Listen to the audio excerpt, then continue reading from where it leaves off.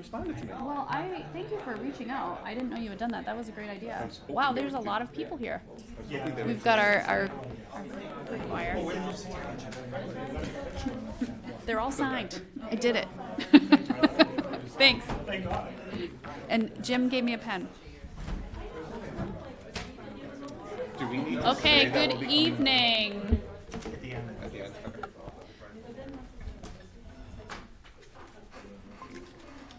Good evening. We are returning from executive session. It is 7:06. We ran a little bit over. We will be returning to executive session after our public session. Welcome to our meeting this evening, February 16th, 2023. And please join me for the Pledge of Allegiance. I pledge allegiance to the flag of the United States of America and to the republic for which it stands, one nation, under God, indivisible, with liberty and justice for all.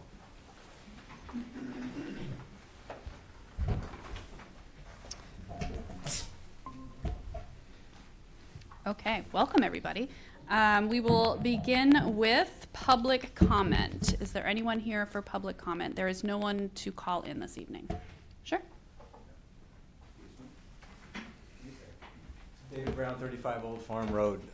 Like a lot of people, I'm sure I was dismayed to hear the news about the hockey incident in Lawrence at the rink. I don't know if you've had a chance to really think about it, but I would love to hear, if it's possible tonight, what's going to be done to hold people accountable for that, the students accountable or whoever did it. So much is wrong with it, obviously. So if not tonight, then ASAP. I think we should, the public should hear what the ramifications of that are going to be. Thank you. Thank you.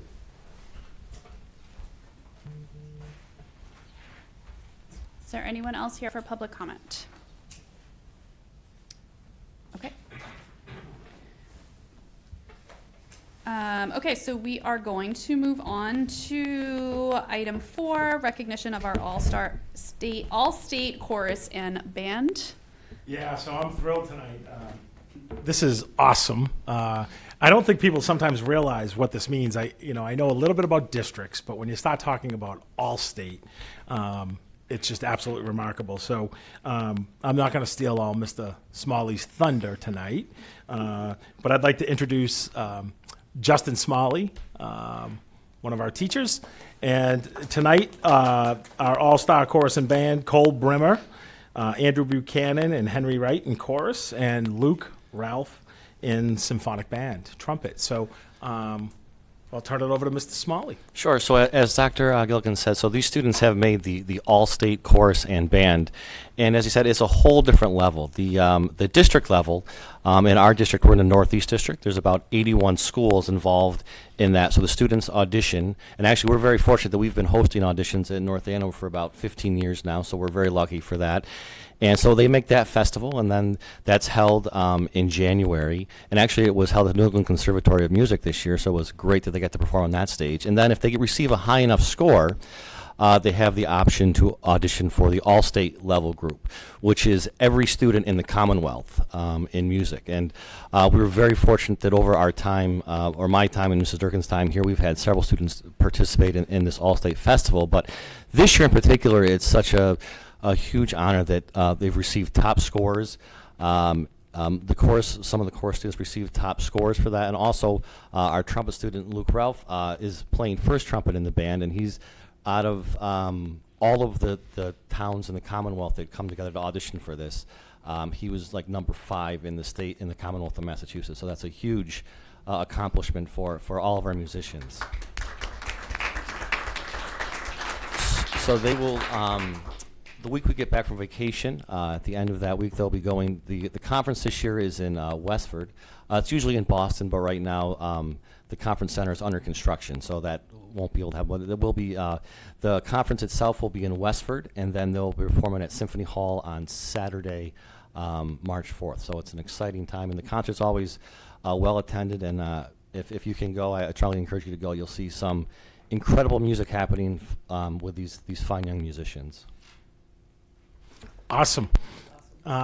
Anything else you want to add? Because we have some certificates for them tonight. Do you want us to Yeah. talk about? I got a surprise here tonight. I didn't tell these folks. So who wants to go first? So we just have a little bit of a surprise, and we'd like to have the chorus students are going to go first. So they are going to just perform a little bit of their audition piece, and Mrs. Choi is going to step in as well, because when they do audition, it's an SATB soprano, alto, tenor, bass section, and obviously we need a soprano voice. So Mrs. Choi has volunteered to sing. And he got in as a bass, but he's going to sing the alto part. All right.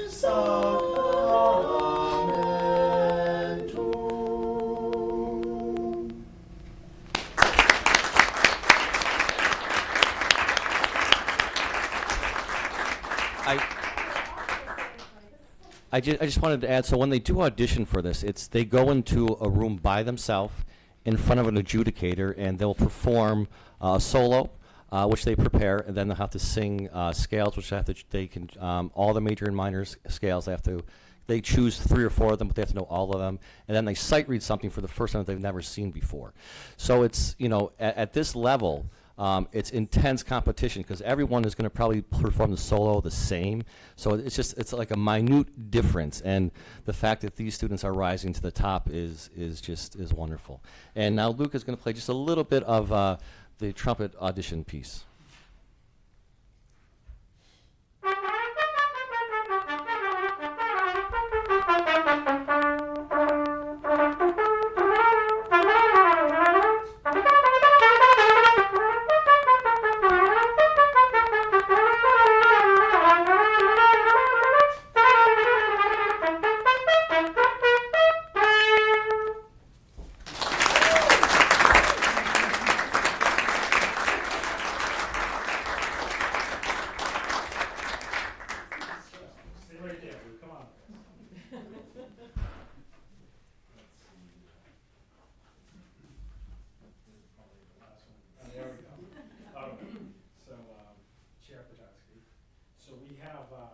Recognitions is quite an honor tonight.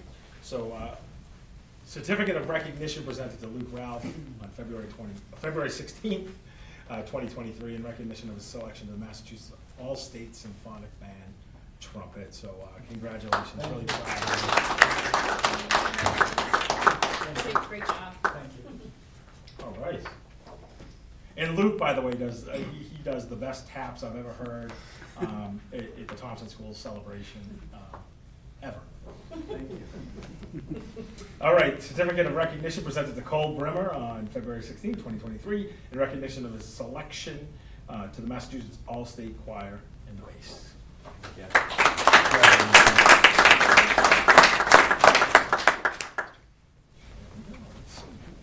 And a certificate of recognition presented to Andrew Buchanan, February 16, 2023, in recognition of his selection to the Massachusetts All-State Choir tenor. Thank you. Congratulations.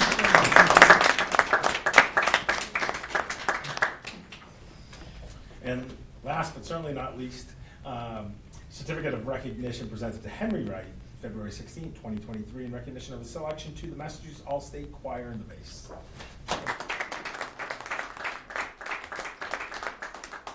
Just awesome job, and congratulations. You represent North Andover well. You're the best of the best, so thank you. Thank you all for coming. That was awesome. Amazing. And I'm going to steal them and step out while you do the minutes and get a picture. Yep. Staccato on the trumpet was. Right, we're going to get a quick picture. Andrew lives across the street from me. Oh, you're like famous for him. Thank you all for coming. Thank you.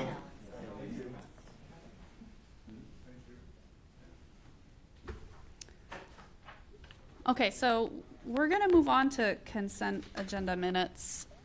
That's not nearly as exciting. I'll move that we accept the minutes as presented in the packet. Is there a second? Could we change the motion to amend the minutes to be, there's one small mistake. Correct, right. So do we second your motion? Oh, here we Do you go. want to move that we accept the minutes with the change? So my understanding was he texted the correction already, but I know we haven't seen it yet. So we can just table this till next time, too. Let's do that. Let's table it till next time. Okay. Yeah, I withdraw the motion. okay. No, it was a good catch. Thank you. Do we want to wait for Dr. Gilligan for our student report, or shall we go? Okay. All right, the floor is yours, Nora. So Ben is currently in DC, so it's just me today. For those of you who are first seeing me, my name is Nora El Khadiji. I'm a senior at North Andover High School. And things at the high school have been very busy and very successful, as you've just seen. There was a PICC College Talk meeting this Tuesday in the auditorium, which just helps people plan for college admissions and things like that. Coming up on March 2nd is a National Honor Society induction, so congratulations to all of those who've been invited. And then the mock trial team has finished as first in the district and made it to the top 16, so congratulations to Mr. Oberlander and his team. And then this past Saturday, the foreign exchange students, or our exchange students, headed to Spain for the next few weeks, and I've gotten pictures from my friends, and I've heard that everyone's been adjusting really well, and they really like it over there, so that's good.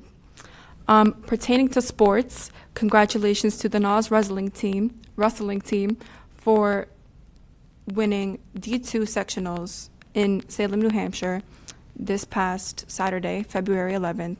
And also congratulations to the NAS gymnastics team for also finishing D2 championships in Salem on the 9th. So that having been said, spring sports registration is now open until March 10th.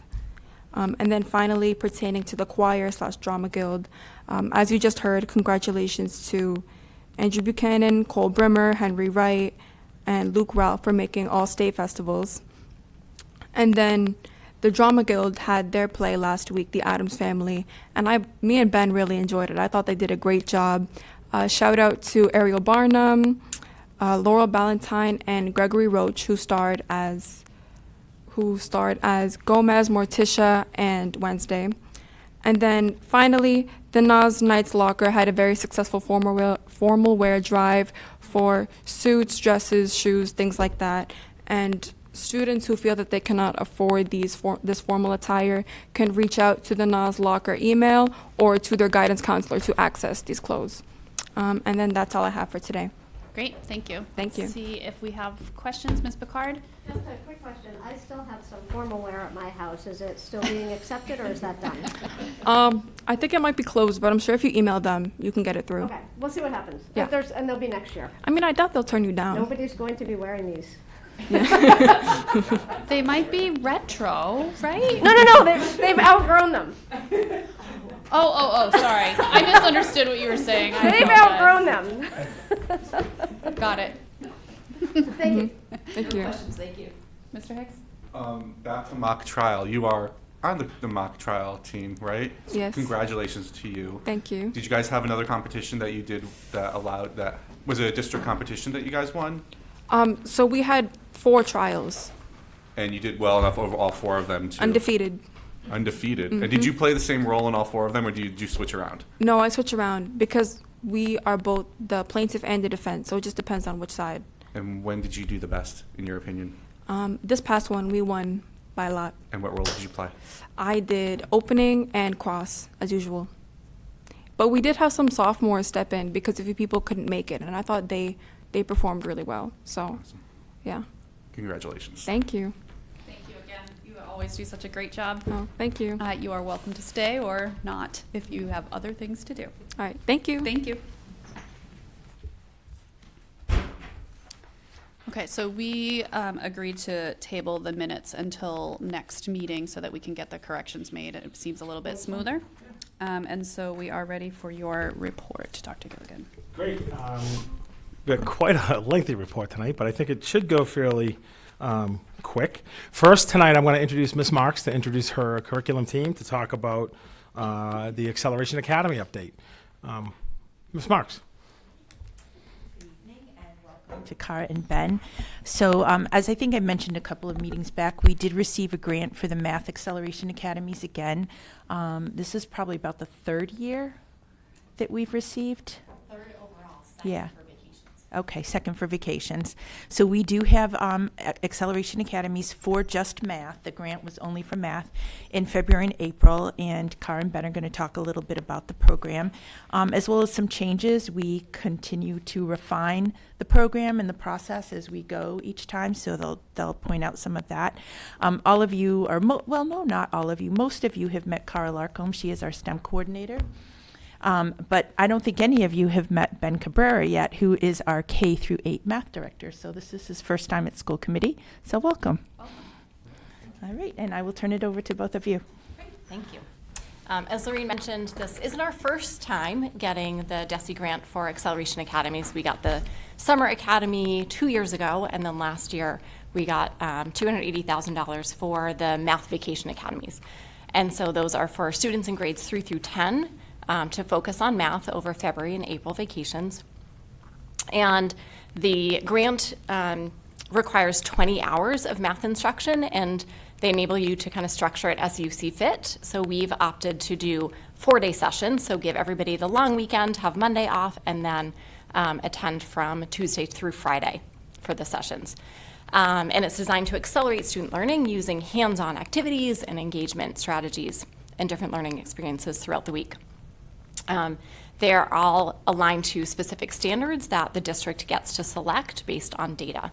And then teachers work with small groups, so it's a max of 10 to 12 students per class to work on that. And according to DESE, the research shows that 1 week of Acceleration Academy is equivalent to 1 month of learning. So it really has a pretty big impact in that short period of time. So the word acceleration, I think, can often get misunderstood because you think of speeding up. The Acceleration Academy model isn't around speeding up, but really it's an approach to integrating past standards or skills that students maybe didn't understand fully or had some gaps with, and incorporating in along with grade level content and kind of the instruction that they're using going forward. So instead of kind of a remediation approach where maybe they're kind of pausing new learning and just focusing on those standards where there's some gaps, it is a way to sprinkle in those maybe misunderstandings or gaps in instruction while you're also in the context of new learning. And so it really helps them, instead of being isolated skills, move forward and kind of see the connection between those old prior standards and the whatever new learning that they're at. So the selection criteria for our students, again, we're refining this. I think each time we're doing a better job with it. Last year it was a even faster turnaround than this year when we found out about the grant, and it was like a mad dash to try to gather up students. This time, obviously, we had some past experience, so we asked teachers to recommend students based on several criteria. One is their MAP achievement level. The MCAS, how they did, if they were we were kind of isolating students who were in the partially meeting or not meeting categories. And then within MAP, we even looked at different categories. We wanted to really isolate students in specific groups. We found that last year, if we had a group that was really diverse in their needs, it was a lot harder, with 12 students to really kind of meet 12 different needs all at once. Our teachers are extremely capable, but that's makes it a little tricky. So this year we really focused in. The first round of invites went out for students who fell in the 20th to 40th percentile on MAP achievement, and then we also, continued to grow that list. And our second criteria was in the 40 to 60. So we ended up right now we have students really within that about 20 or so percentile points. So we're feeling pretty confident that it's going to be a good group to isolate specific skills. So emails went out and invites went out. Hard copies, that was something we did better from February to April last year, as a hard copy going home, not just the emails that can get lost in the shuffle of emails. So you can see here our sample daily schedule. Students, again, 20 hours for a week is a lot, from 8 to 3, focusing in just on math. So you'll notice that they do have 2 specialist classes. They go to PE. Again, February we did 1 block, and that felt like it was still some really long chunks of math time. And so in April, we did 2 30-minute specials, and the teacher said that worked much better. I was nervous that the PE teachers, by the time the kids got down there and they got going, that it wouldn't be enough time, and they said it worked out great because they could introduce their activities, which do embed math skills in it as well. And then the round 2, when they came back again, they could expand the activities and kind of add on from that, and the kids would kind of come in and get up and running quickly. And at the end of the day, they really are focused on kind of culminating tasks and activities to see how the learning went. And then teachers this year will be spending time doing that data analysis right at the end of the day to move forward with their instruction and guide that and tailor it to the needs of their group. So, started to mention the teacher expectations. Really, it's around framing learning with real life experiences. So it's not, just worksheets and kind of maybe, again, remediating skills that they have, but really applying it to life and helping them see how this math connects and build that excitement and enjoyment for math. So the diagram on the screen you can see is kind of one possible approach. So if we look at maybe a standard, if a teacher was looking at 3D shapes and teaching about cylinders and cones and spheres and all the depth and beauty that they have, they might start off with that yellow block you can see as like an application. So really applying it to the real world, helping students see that bigger connection. And then diving into the conceptual understanding so that they're building that knowledge bank. That's the red bars. And then giving them time to work on building their procedural fluency. And then that would kind of repeat throughout the day. So you'd have these sprinkles of all those different components of a really rich math experience. And then that would repeat each block throughout the day and repeat throughout the week. And then, as I mentioned, throughout the day, they're collecting lots of data points to drive that instruction as they go.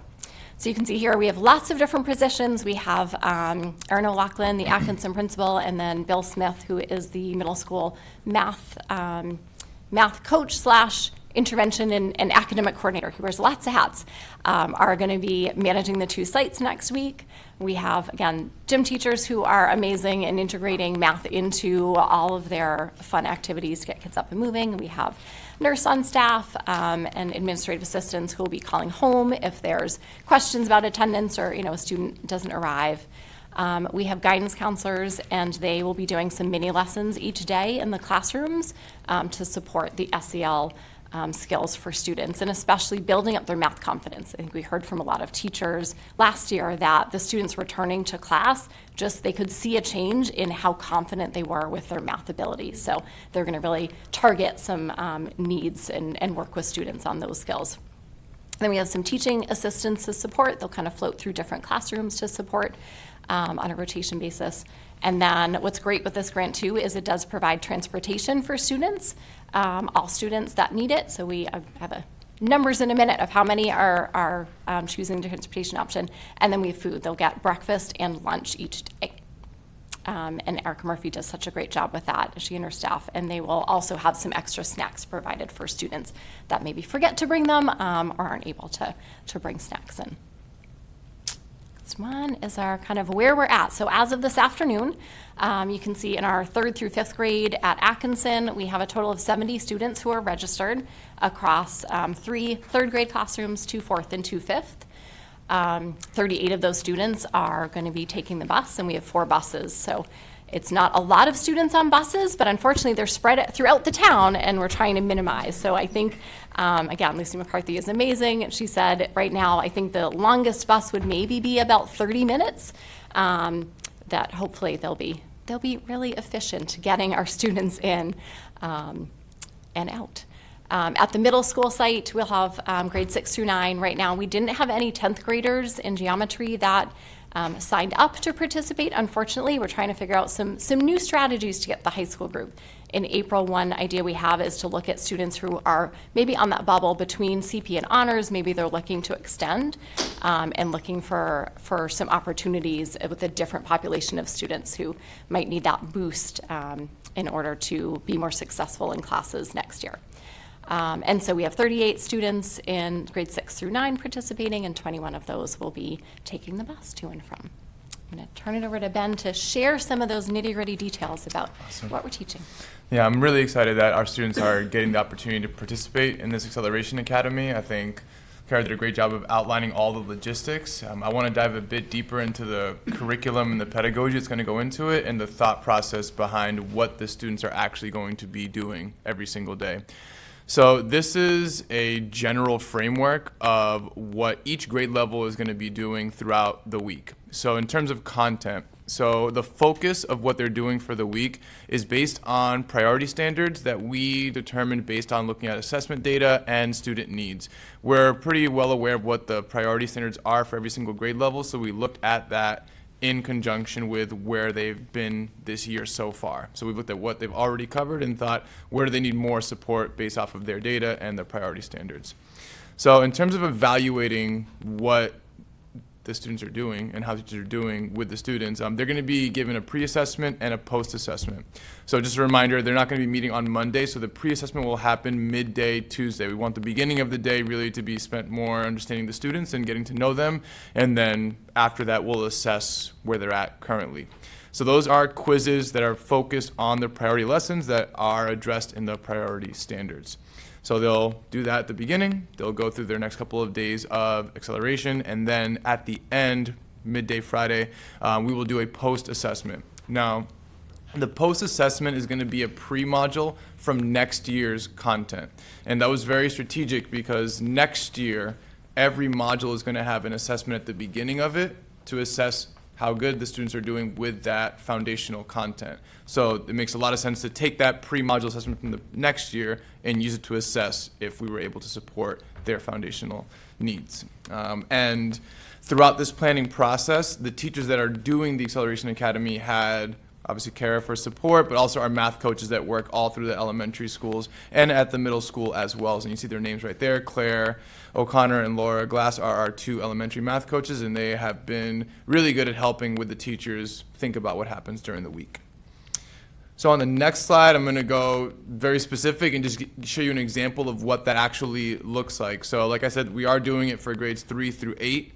What you're looking at here is an example of a grade 3 schedule. So the focus is going to be grade 3, module 1, and module 3. So multiplying and dividing friendly numbers and multiplying and dividing tricky numbers. So if I am the teacher that's doing the focus for grade 3, my pre-assessment is going to be what is called topic quizzes. So topics are just bundles of lessons. So they'll look at a quiz that will cover a bundle of lessons for these topics here. I won't read the second one, but properties of multiplication and division and multiples of 10. So that will be happening midday Tuesday. And for every single pre-assessment, we give additional resources in case for some reason there's a need that we identify that we have to show more data for the students. So, like I said, they'll go through the next couple of days of their acceleration, and then at the end, they will get that post-assessment, which is a pre-module assessment from the next year. So you see right there, it's the 4th grade pre-module assessment. So the thinking is that next year, before they do module 1, they should be good with these 3rd grade standards. That's what we will be evaluating. So that's a deep dive into what the world of a 3rd grade teacher will look like for the week. So that all sounds really beautiful, but how do we actually support the teachers in giving them the right resources? So DESE has very specifically outlined suggestions for resources to use. So I'll go left to right, top to bottom. So on the top left, you see Curate, which is a panel of Massachusetts teachers that review and rate curriculum. And the curriculum that we use at North Andover throughout the school year and that we'll use during the week meets expectations in all of their major categories. So on the bottom there you see the logos for Great Minds. That's Eureka, it's our math curriculum. ST Math is our math tech resource. ILC is what houses our middle school curriculum, and IXL is used in the middle school to do essentially what ST Math does elementary level. So that'll be available to all the teachers, and they'll be encouraged to use those. In terms of the pedagogy that goes down during the week, DESE was really intentional about highlighting discourse with students. Students shouldn't be dropped off and just talked to for 8 hours a day. So different learning statements, having students do different modes of discourse, language routines is something that we definitely want to be seeing with all of the teachers that are doing the Acceleration Academy. And then in terms of making the learning not just formulas and algorithms, teachers are really encouraged to establish a context for the day. There's different examples of this, but the one image that I have here is of a 3-act task. This specific screenshot here is of 2 students that are going picking for peaches, and they have to think about how many peaches they can put in their box, and depending on the size of the peaches and the size of the box, there'll be a variable that happens in terms of what they actually choose there. So it's not just algorithms and procedures. We're really trying to get the students talking throughout the week and having them do things that extend outside of the classroom, all at the same time using highly reviewed curriculum materials. And here is how we are collecting data. I wanted to just reiterate, it's not just pre and post assessment data. Other data that we're taking is attendance. And you'll see that we have a row here highlighted in pink because that attendance data is really important to be mindful of. What if a student is absent on the day that we do the pre-assessment or the day we do the post-assessment? We will still go out of our way to make sure that we do assess those students. It may not happen on those days specifically, but it's really important for us to get that data to not only evaluate the inform the instruction every single day, but to evaluate if this works. So that's for the pre and post assessment. And then at the end, you'll see the columns in the blue are the formative assessments. Those happen throughout the day. And as Kara told you all in the schedule, there's multiple times throughout the day where teachers have time to review data. It's not something that happens at the beginning and teachers don't look at data at all. We really wanted teachers to not only look at the data throughout the day, but also at the end of the day so that they are adjusting their instruction on a daily basis. So it's a very data-driven approach. I hope that it is seen and taken that way because we put a lot of thought and effort into making sure that teachers are really informed about what they're doing and the students can have some measurable amount of success throughout the week. And that is all. Wow. Do we have questions? I would just point out that there's a typo on your schedule. Your lunch goes to 11:45 and your daily problem solving starts at 11:30. So just want to adjust Our that. real schedule is better than that, and it's much more Well, detailed I for mean, each grade level, but thank This you, is, Helen, it's yes. fine for here, but if you're going to put it on the web sometime, Absolutely. you just want to have that. Yeah. But terrific, wonderful, thank you so much. Ms. Vitsky? Thank you. Mr. Hicks? Yes, thank you so much. What an amazing plan. Couple of just follow-up questions in terms of recruiting students. First, were there outreach calls from the counselors and the parent liaisons to try and reach students, particularly in the 9th or 10th grade, to encourage them to attend? Good question. Last year, our parent liaisons were amazing, and because we didn't have a deadline, we just said here, and then we went, uh-oh, when are we going to send the next round? Who are we, what if they all come flying in? And so they called hundreds of families. This year, we kind of we were trying to look at the teachers as really our kind of source. And so the teachers worked with students and kind of said, encourage. We did on the form, both with the paper form or if they chose the Google form, had an option of like, why not? And a lot said, they already had plans, they had commitments already, vacations planned, things like that. So there were we have kind of a list of students already identified for April who couldn't make February and are on our list for April, which is great. We did have some families say, this is great, but it's just too overwhelming. Do we have afternoon? Could we do it, some other time? And unfortunately, the grant is only for vacation week. So we didn't have the parent liaisons call this time around. We're trying to target, again, partly we know how busy they are.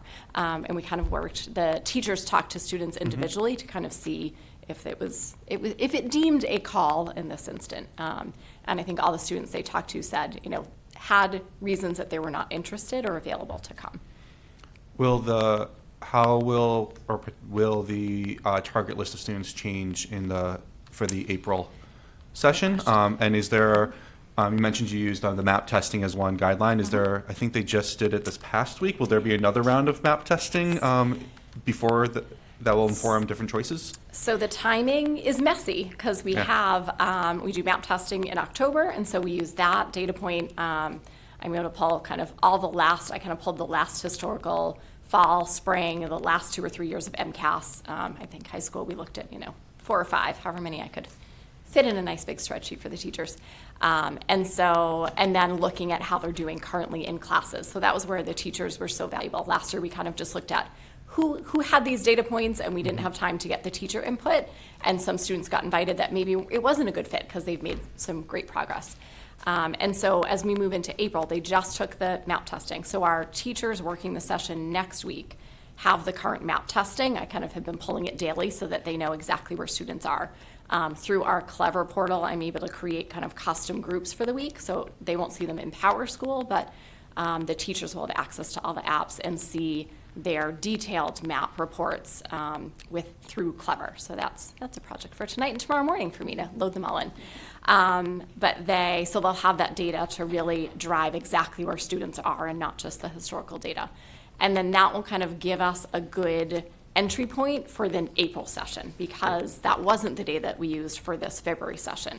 And so that will be kind of another data point that will kind of determine who is, moving in which directions and how do we support that. But I think the teachers have been so valuable to really point out, their scores aren't where they, data is just 1 point at one time, the MAP testing. And so they were able to say, hey, I don't think that the student is making progress in class, or hey, this is a student who scored pretty well in the fall, but I can see on this new content, they're having some challenges. And so I think they'd be a good fit. So teachers have been great with that. One thing that we focused on this year too was increasing our math assessments.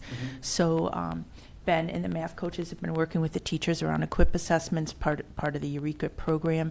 We've also been using the ST math assessment, so we have a number of data points.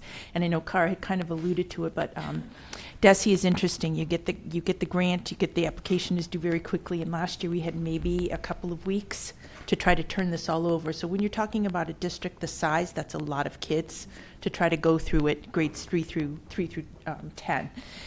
This time we had just a little bit more time, but we have more of our feet underneath us in terms of knowing what to do.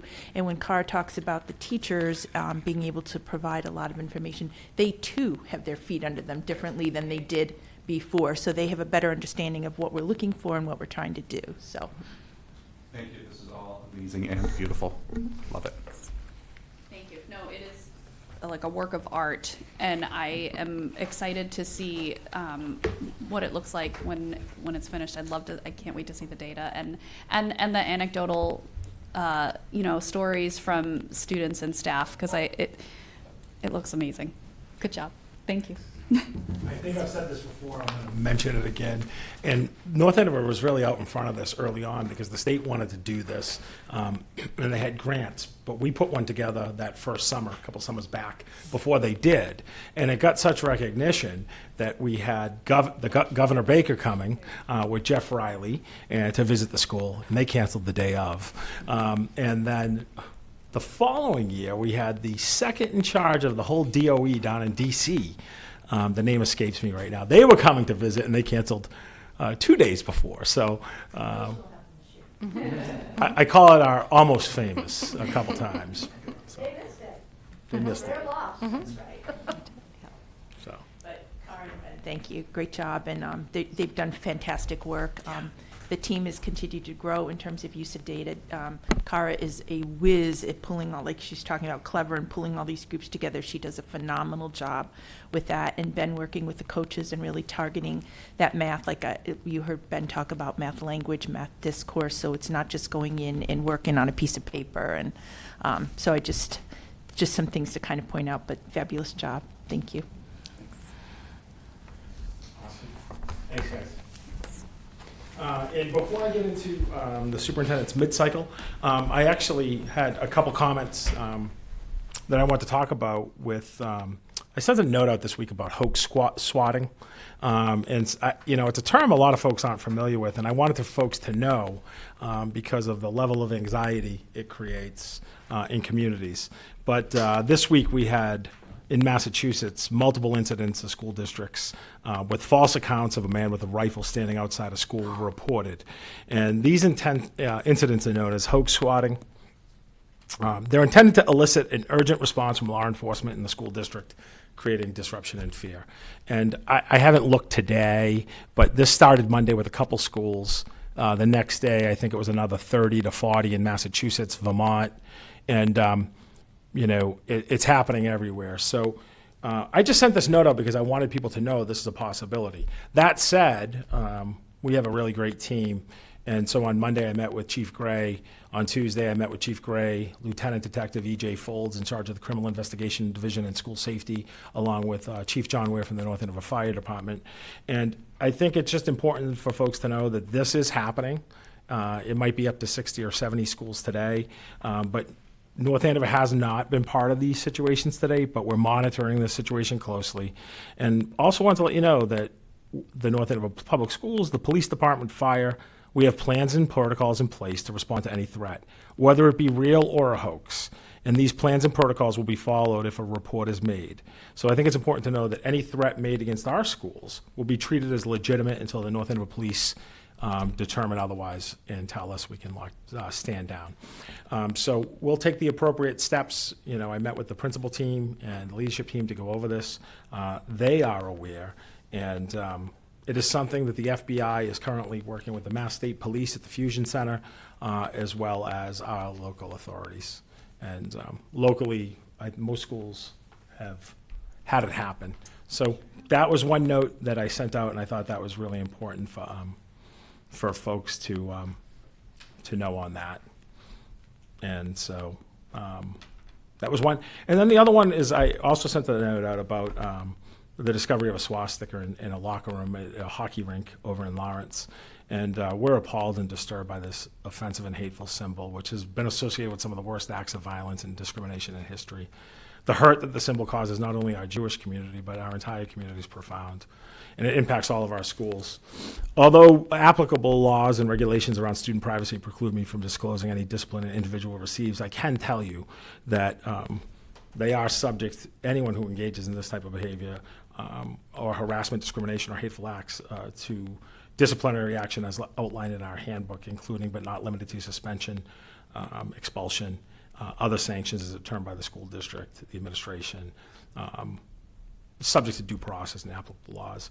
And last but not least, I can't understate it enough. I mean, education and being proactive is at the cornerstone of what we do here. And it's always an opportunity to educate. And along with, the cornerstone of what we do is with our raised values, and those are critical.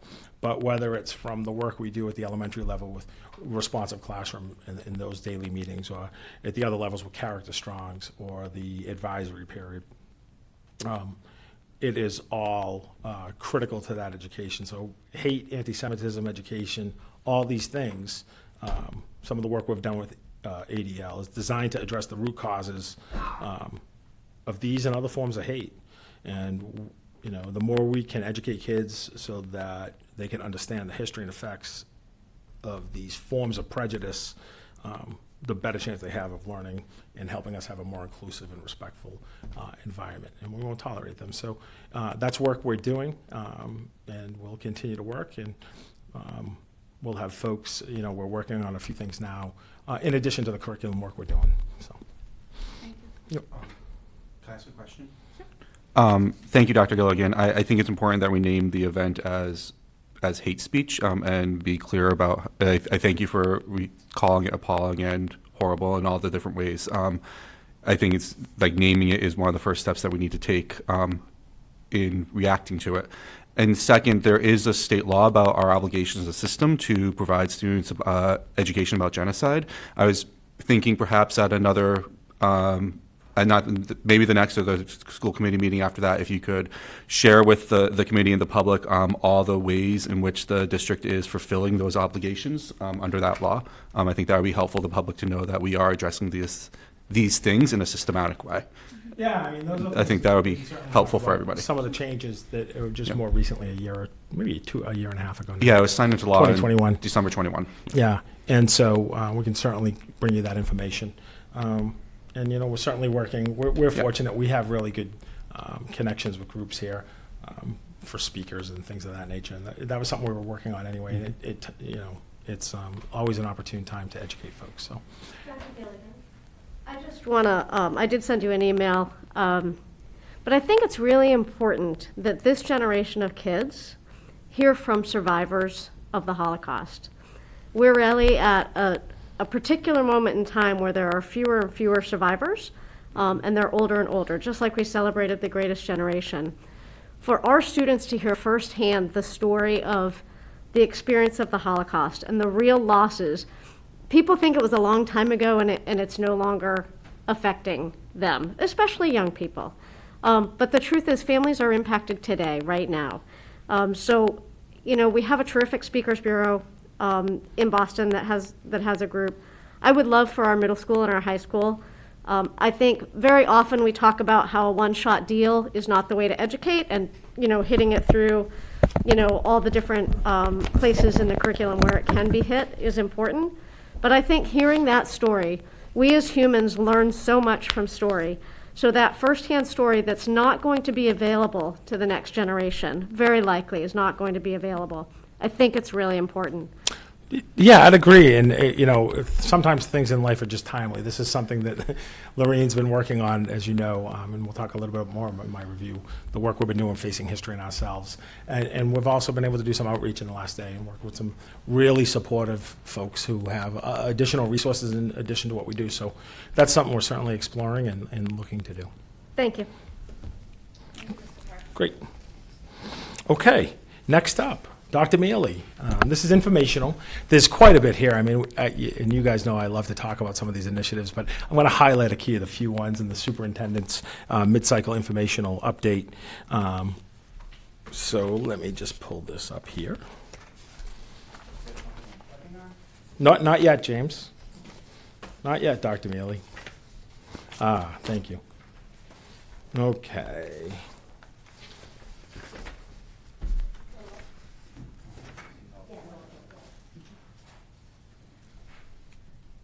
Okay, here we go. Too many tabs open. Give me 1 second.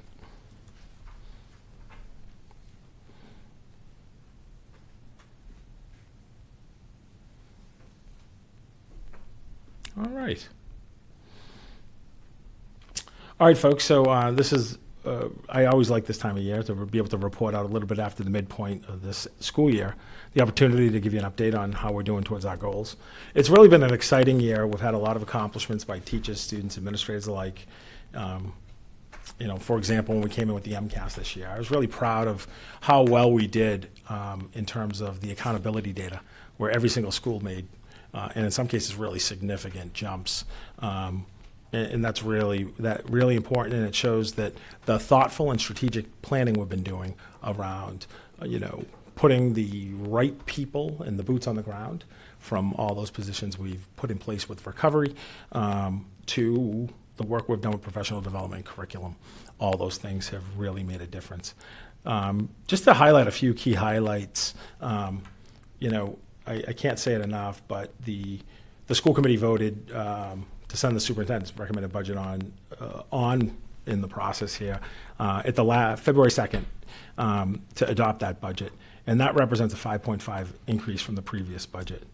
After 2 years of reliance on the pandemic-era ESSER grants and other grants, these funding sources are largely ending, yet the need for these resources these grants provide has not. So the inclusion of the over $1 million in additional funding just for staffing in the budget offsets the loss of ESSER grant funding and completes our dependence on funding outside of this operating budget. And I think that's really critical and highlight because, many communities, as you look now, just go to, if anyone gets news, I get some news feed, and once you click on a school story, you get them all underneath. The cuts that are happening locally between, anywhere from $1 million to $3 million at over a dozen schools in the region right now, it's alarming because we continue to make progress, and what we're doing is what we need, but at the same time, we have work to do.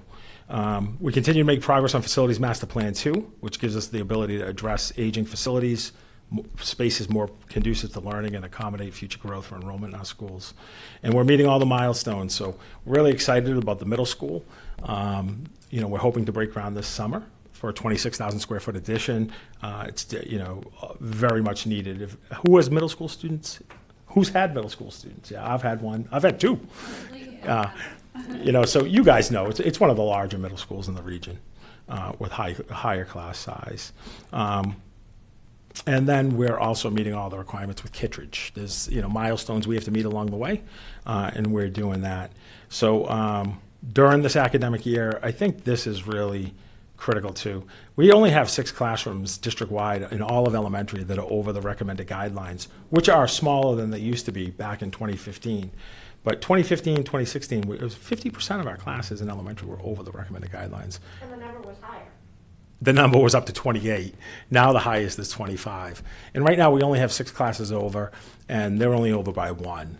And in one case, we have a couple kids who are in programs, some of our significant programs like multiple supports, where they may be in a homeroom, but they're predominantly in some other programs because of some medical needs, et cetera, significant.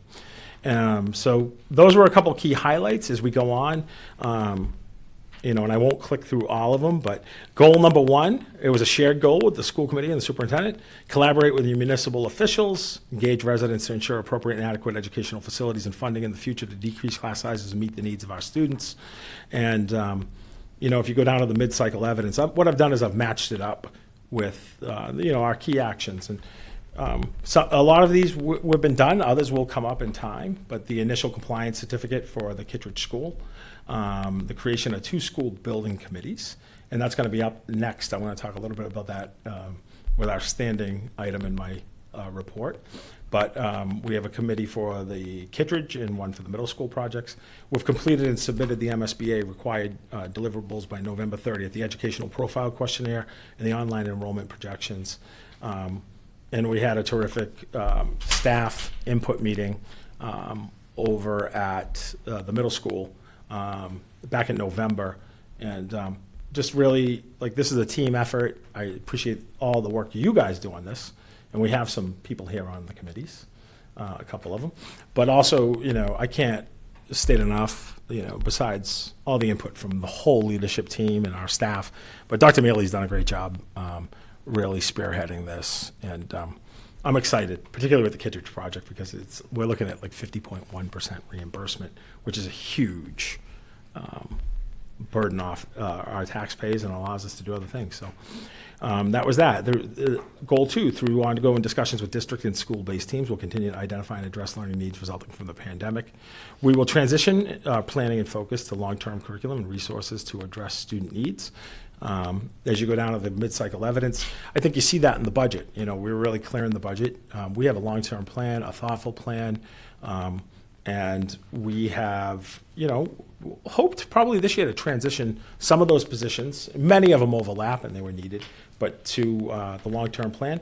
But we still have needs, with the 6.5 reading interventionists, the 4 counselors we've added across the district, school psychologists, the bilingual parent liaisons, and many of those fit in our plan, but we'll go from there.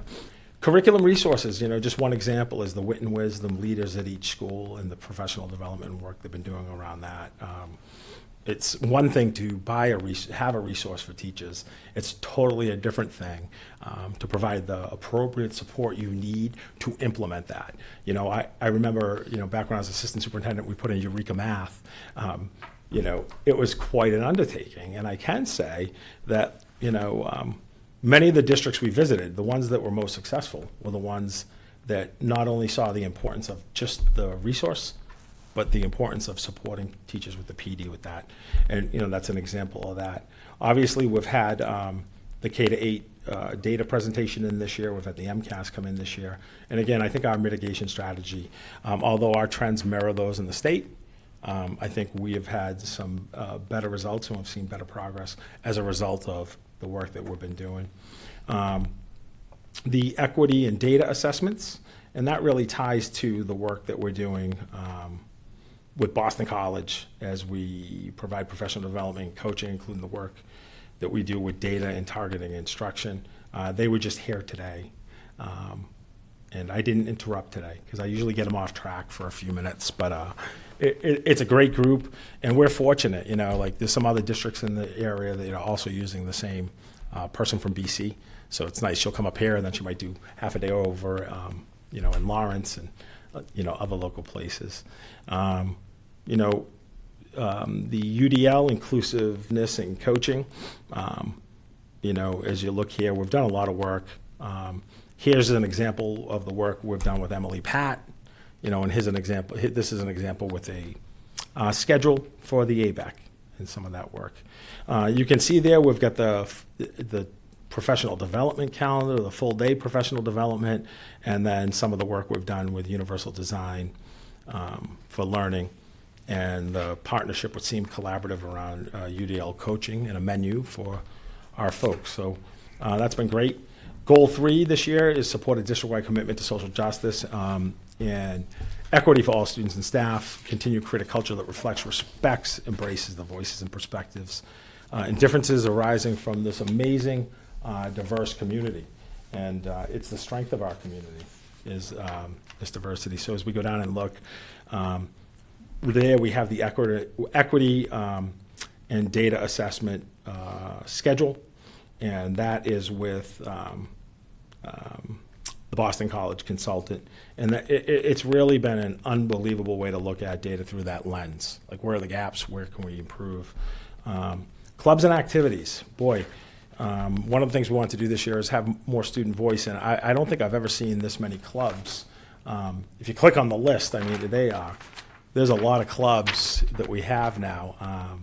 But, this year, particularly, particularly like the high school, we've got the Asian Student Association, the Black Student Union, the Environmental Club, Female Support Student Empowerment Club, Gender and Sexuality Alliance, the German Club, HEAL, and you guys can take a look at the list. But there's some new ones this year too. I can tell you that I've had a chance to meet with the Hispanic Club. I was earlier this year at their bake sale, and just great kids, great to hear stories, and great to have places that people can be part of something other than, whether it's band or athletics. That's been important. Same at the middle school. Middle school, we've had some really good clubs, including the GSA. We have ADL. We have peer leaders, student leadership, along those lines. So that's been pretty exciting. Professional development. We're still working with Facing History in Ourselves. That's primarily providing professional development to build the capacity and the knowledge base of all of our educators at the middle school and the high school. And we had our last session in, October? And so now we're looking at the next steps with them. You'll again see the budget and the work that we did in terms of putting together a comprehensive services and plans for moving forward next year. And professional development. Again, we have the schedule for the fall. And last but not least, one of the things that's been really excellent is the food services that provided free meals to students all this year. And I know that we have an item later on the agenda that the school committee is supporting, and what I'm advocating for is free meals to continue here in the Commonwealth. It makes a huge difference. One of the challenges that sometimes folks don't think about is you're hungry in the morning, you're not ready to learn. And I just can't say enough about Erica Murphy. We had Erica in this year already. It sometimes blurs together because I'm like, did we have her this year, or was that in the spring? She has amazing plans. She's done an amazing job. And go back 3 years even, from the start of the pandemic, and the work she did. I don't know what we were up to at one point, but she was was it over? It was over 300,000 or something meals. We had a station at the library. They're delivering to elderly, delivering to families. On Fridays, we were giving triple meals away so they didn't, people didn't have it for the weekend. And food scarcity is a real thing. It's a challenge, 24% of our district is considered low income as defined by the state. And so for folks, that's a real challenge. And as we go down to this one, we've had this goal for a while. And last year, I know we were debating, is this the school committee's goal, the superintendent's goal, or is this a shared goal? Just for clarity's sake, it says school committee goal again, not for superintendent evaluation. So I can tell you what it was, and then if someone from the committee wants to talk about the things they've done for mid-cycle evidence, because we met for our agenda meeting, and Chair Petrowski was kind enough to provide the evidence. So the school committee goal was to communicate and engage with community, to advocate for the district with residents and town leadership. And if you go down to the mid-cycle evidence in red, there it is, Ms. Chair Petrowski. There it is. I mean, we can read it. Community chats. We had the first one in January. The next one is scheduled for April 1st. I know. I thought of that actually. We've got the nightly news, our tri-board meeting we participated in, CPAC meetings, select board meetings, and PTO presidents. If there's anything else that you all can think of that we should add into here. I would add that we continue to have the call-in option for public comment. Great.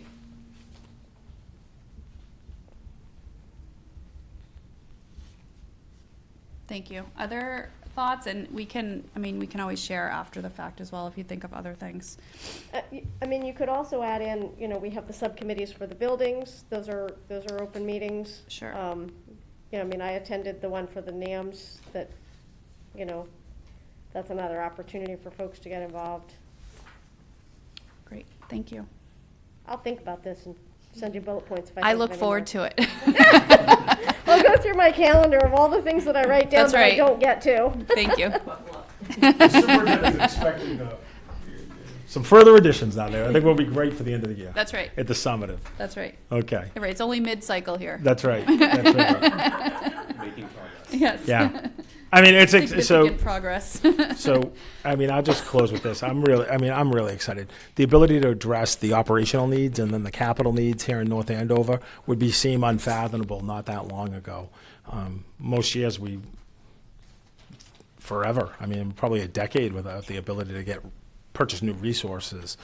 Probably many years where we only had $150,000, $200,000 for all our new initiatives. So the ability to do this was not only needed because of the pandemic. These were in our plan beforehand because, the positions, I can't even begin to tell you. The last thing I'll say is this, because I said I would do this briefly. Just to take the two bilingual parent liaisons. I mean, one year the budget was tight, and I've wanted to put these positions in for a while, working with our team, and they've been remarkable, and the ability to do that outreach, because when people aren't engaged in school, we have to go out to them, and like when we go out and we have our after school program at the rec center at Woodridge, like when you go places, people can access it, and kids get to know adults who they trust, and it makes a whole world of difference for people. So really exciting with that, and I just wanted to provide you with these updates. So, Mr. Hicks, you are up next in the superintendent's report under the item North Andover Middle School Building Committee update. It's a very short one. We haven't met since 2 meetings ago, at least, but we are we're working out a date. I believe it's March 9th. We're potentially meeting again to review some stuff, and that's an open meeting that people are more than welcome to attend. It'll be at the middle school, but we'll have that date secured and posted so people know when it is. And we're looking to have plans all set to go and things to be voted on at town meeting so we can put things out to bid in construction very soon after July 1. So exciting. That's the plan. Thank you. And Dr. Mealy, could you take D, please, sir? Sure. MSBA, the Kittredge building. We continue to work through the deliverables. You can see there the 4 that have been completed, and the next 2 are due at the end of this month. Enrollment certification, that requires us to have a meeting, which is scheduled for next week with MSBA, and then we are about halfway through finishing up the next, probably by Tuesday, the maintenance and capital planning reports that we have to file. And so we'll be on schedule. And that's it. We got a few. Jim mentioned it, and I was just thrilled to get Mr. Smalley here tonight. And I wish I had thought about the performing earlier, but I did today. And he emailed me back and he said, you know, on such short notice, and you know, the instruments and the singing, it doesn't really go together, and you know, it'd be hard to kind of probably do tonight. And I said, yeah, I probably figured. I wish I thought of it earlier. And then I get the surprise call, and he says, we can do it. I said, all right, I'm not going to tell anyone till you get here, and hang out in my office so no one can see if you have an instrument or anything. So, but they're awesome. And I got to, like, seriously, I've, you know, over the years, I've been to several funerals for servicemen, people who have service, men and women, and I've heard taps quite a bit. And now it's such a hard to do on the trumpet. You know, now people can't even play it. You go to some of the services now, they have what looks like a trumpet, but it's a recorded device of the song. I don't know what you call it. It wouldn't be like lip syncing, but it's played. And there's a lot of lip involvement for the trumpet, so maybe it is lip syncing. so it is very difficult. Same with a lot of our kids who sing the national anthem before events. It's a really difficult song. It is. National anthem is a hard song. And, It is. And so Luke, he's done it. He had done it. I think it was his grandfather, or great grandfather, a couple weeks before the Thompson Veteran Celebration, and I have never heard it played this November like he played it. There wasn't a dry eye in the house, and just a real credit to him and all of them. Just amazing. This is the All-State is like remarkable. So that was cool tonight. I'm thrilled to have him, and. Many years, we do have kids at Allstate, so you've set a precedent for bringing them in, you know, in future years. That is fine by It's me. a great one to set, I think. Yeah, and you know, we sometimes vary our meetings. You know, we remember, you know, pre-COVID would be more places, and then we had some restrictions. But don't be surprised if I propose us to do a We concert. said we would try to do that. Yep. Sure. So, thank you guys. I appreciate the time. Okay, I think we can move through the rest of this pretty quickly. For my chair's report, I would just like to share that there were 2 open meeting law training sessions by KP Law, February 13th and the 23rd. I attended the 13th. I think, Mr. Hicks, you were there. I was there. Yep. I there was- believe Mr. McDevitt was there. Correct. Yep, there were several North Andover Public School representatives there. 10 of us for this first training. Right. We have equally as many, I think, scheduled next time. I'm going to jump in really quick, and I did say in the evidence that the next community chat is on April 1st at noontime at the library in the conference room. I didn't add that into the report. I didn't think to add it in there, but I would like to make that announcement. And then I think, Ms. Vitsky, you have an update for the Hall of Fame. Not so much an update, just a reminder that the Hall of Fame applications are being accepted now until April 30th, and then they'll begin to be reviewed in May, and then the ceremony is in October. Madam Chair, for the April 1st community chats, just make a note somewhere that the principal's letters could send that out, but they could have it in there, you know, starting anytime, really. Because families really do pay attention to that principal's letter a little differently than. Probably should put it in the PTO letters too, PTO newsletters. Those are great suggestions. Thank you. And Ms. Picard, I noticed I've had a few emails, maybe just 1 or 2 from you, asking about, you know, sometimes we get folks that are on the, you know, you talk about the greatest generation that may have retired, and one of the criteria is an administrator recommendation. So you had somebody, and I was able to, I said, you know what, there's a group of retired educators that meets every now and then. I went to that breakfast meeting last week, and it was great to connect with them, but it was also great to, I've been able to identify a couple people that can do that. Oh, that's fantastic. For that nomination. I So. should have also added that the criteria and all the forms are on our page of the North Andover Public Schools website. So click on School Committee and then Hall of Fame, and you can see everything. And they are linked to tonight's agenda. on to old business, we have the second read of our the school committee support for the universal school meals.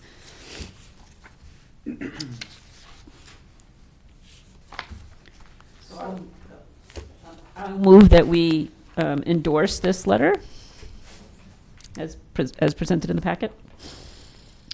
Second. Okay.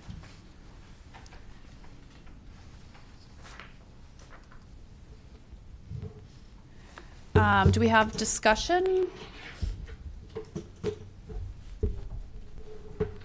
I think this is amazing. Important to note, I think, that our representatives and our two state representatives are co-sponsors of the bill itself. Okay, are we ready to vote? Ms. Picard? Yes. Ms. Fitzke? Yes. Mr. Hicks? Yes. And I will vote yes. We are 4-0. And moving on to new business, we have a first read of an updated policy for fiscal management. I'm going to turn this over to Dr. Neely, and, you know, we did have a town council attorney, O'Connor. She did test the link today. It worked.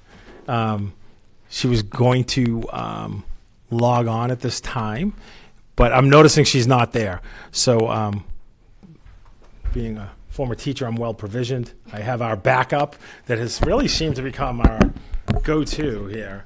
And someone was saying earlier tonight that on TV we have our audio for sure, but something with the video was going on. So I'm not sure if that plays into it. But I'm going to call Attorney O'Connor at this time and put her on with Dr. Mealy to talk about this policy we would like to adopt.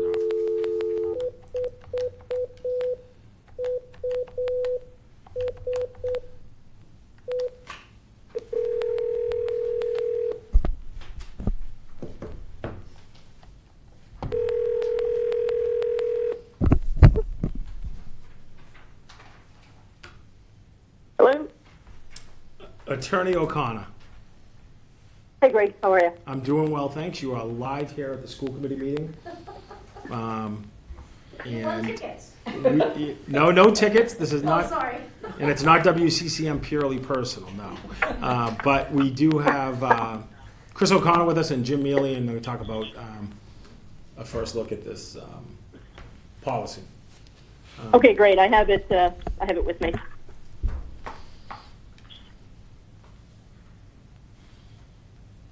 So yeah, what you're looking at is cleanup. It happens every once in a while.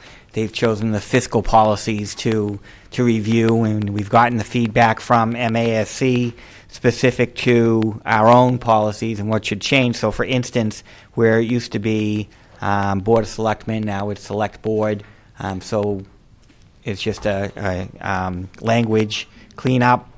In other places, just scrolling through, its references, legal references are corrected or changed or added. This one, school departments changed to district. Again, MGL 7137 is the reference. And this one, superintendent shall ensure the district has and follows a written set of procedures and grant administration that aligns with state and federal laws and regulations. Nothing, earth-shattering there. It's just scrolling through, picking up on the changes again, a legal reference. Dispersing instead of dispensing was the recommended word there. Fiscal accounting and reporting, maintaining effective internal controls so as to assure the effectiveness and efficiency of operations, adequate safeguarding of property, assurance of expenditures in accordance with programs under which revenues are received, and compliance with applicable laws and regulations. Again, just guaranteeing that we are going to follow whatever the laws might be.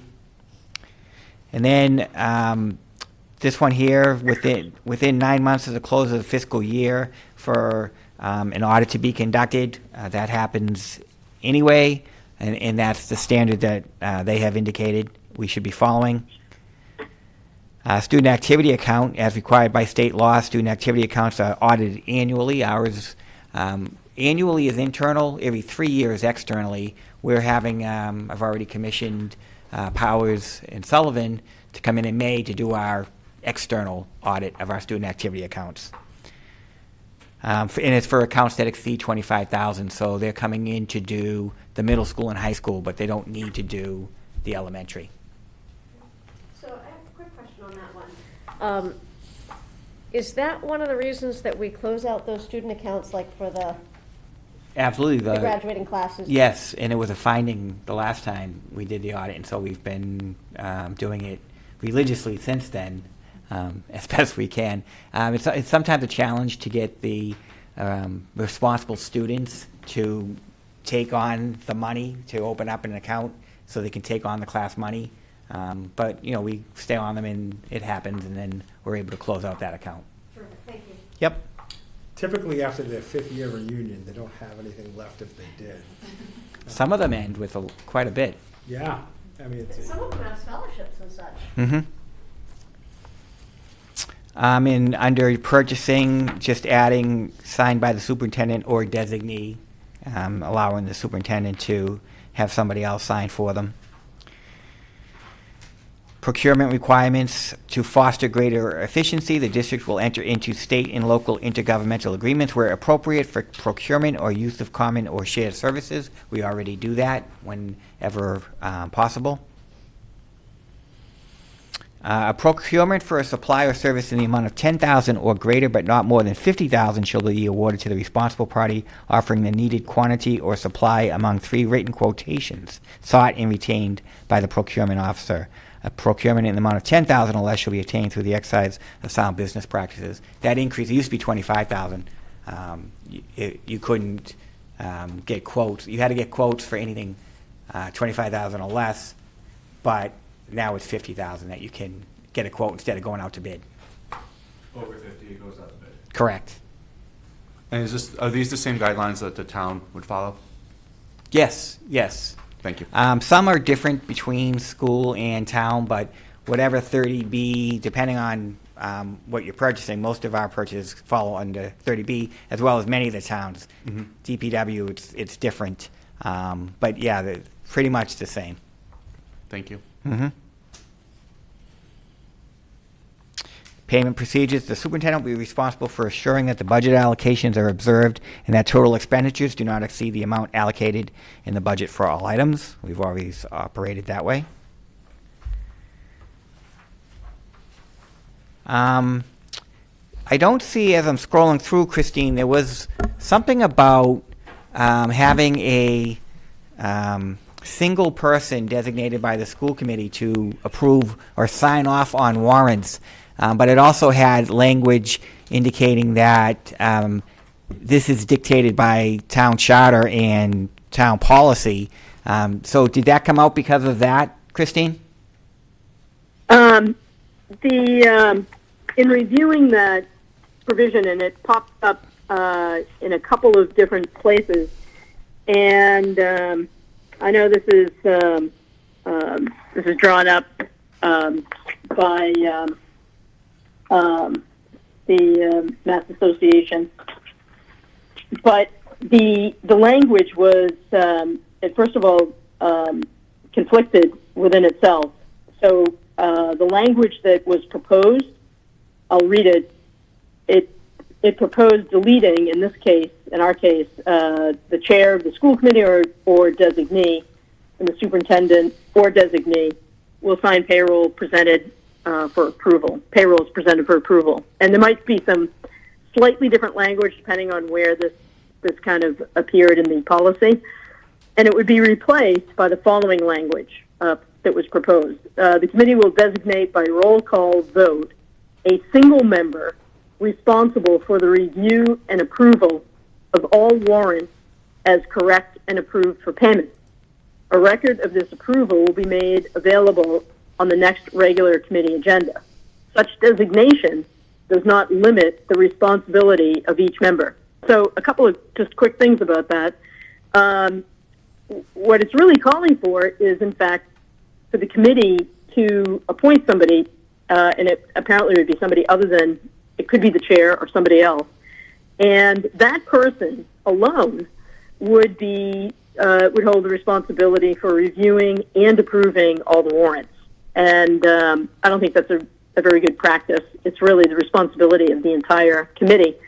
And so somehow or another, it appears to have been expanded from really just voting for somebody as the authorized signatory to one person approving all of the warrants. But then they have the last sentence, such designation does not limit the responsibility of each member. Well, it would limit the responsibility of each member because it specifically would delegate that responsibility to the single person. When I reviewed this, and this was proposed in at least one other spot, maybe two other spots, I did review this also with the town accountant, Lynn, and asked if she concurred with the way that I was looking at it, and she did. She thinks that it's appropriate what we have in terms of a vote to have the chair or their designee sign, but not to designate the actual approval and the review to a single individual. So I can tell you that, one, we were surprised to see it there in the first place. Two, we were not advocating for it. And three, I'm glad that it's now out of there. So I was making sure that it wasn't by accident, that it wasn't there. Right. Yep. Yep. Right, yeah, that was my understanding too, Jim, that, this wasn't something that obviously this was not language that was generated in-house at all, but yeah. Yep. So nothing major in the changes. If you have any questions that you think of, send them our way. Clarify for the public. What happens right now with the warrant is that 3 school committee members have to sign it. All of us get the warrant information. We could all 5 of us sign it if we needed to, but the 3 signatures equals a Quorum. quorum. Yep.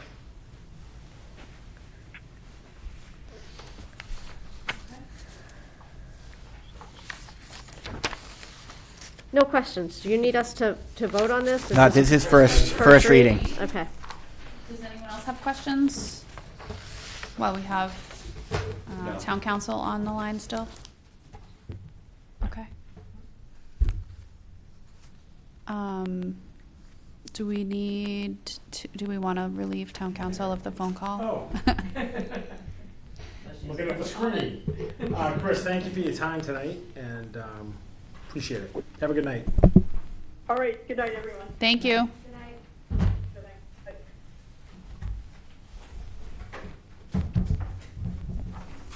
Okay. Is there, that was it, right? New business, so that's where we are. Okay, I'm just making sure I'm in the right place. Is there public comment? It does not appear there is public comment. So we need to move back into executive session, so I need a motion for that, right? So I will move that we end regular session and go back into executive session for the purpose of discussing negotiations. Not to return to. Not to return to regular session. Thank you. Good night, thank you. Second. What time is it? It is 8:29.